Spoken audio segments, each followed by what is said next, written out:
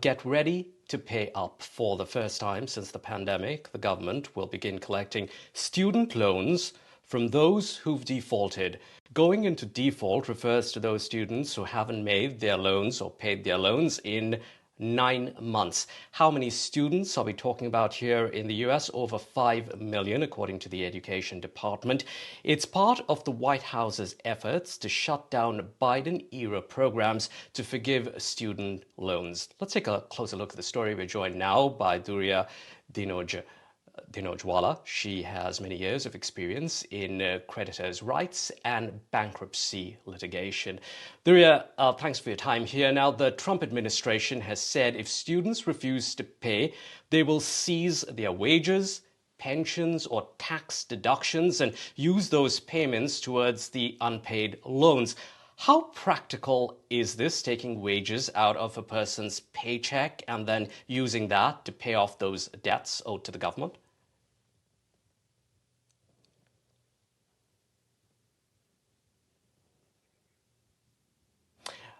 Duriya, I think you're muted. Can you unmute yourself, please?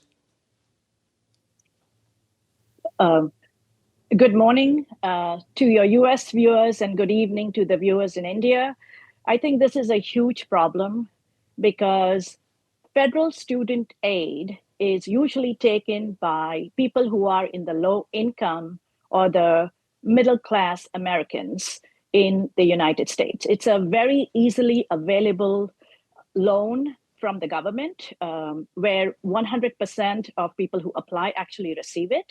So having them paying this back. And the other issue is that student loans, unfortunately, cannot even be wiped out in bankruptcy. So even if you are unable to pay your debt, the problem is that student loans are exempt and they cannot be discharged unless the student proves that there is undue hardship to the court in a bankruptcy situation. So it is a problem if people are not making enough money, or there have been students who actually took those loans and they dropped out of college. So they never got the degree, but now they have this huge student debt, which is out there.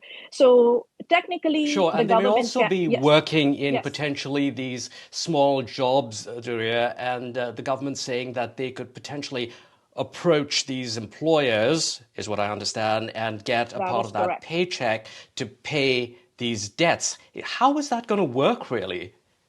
So my understanding is that garnishment, yes, those are called wage garnishments. We typically, creditor rights attorneys, we do wage garnishments, are very well known in the United States. So if you owe a judgment, yes, people can go out there and they can garnish your wages, but they can only do 15% of your disposable income. So they can't come after you. Let's say if you have a necessity, housing, food, medical bills, there are some things which are protected under the law, so they cannot touch that and garnish your wages. But you are absolutely correct that it is a high likelihood that if you are collectible, we call it in our bankruptcy world, is the person collectible or not? And if they're collectible, then yes, they can go after your wages for sure.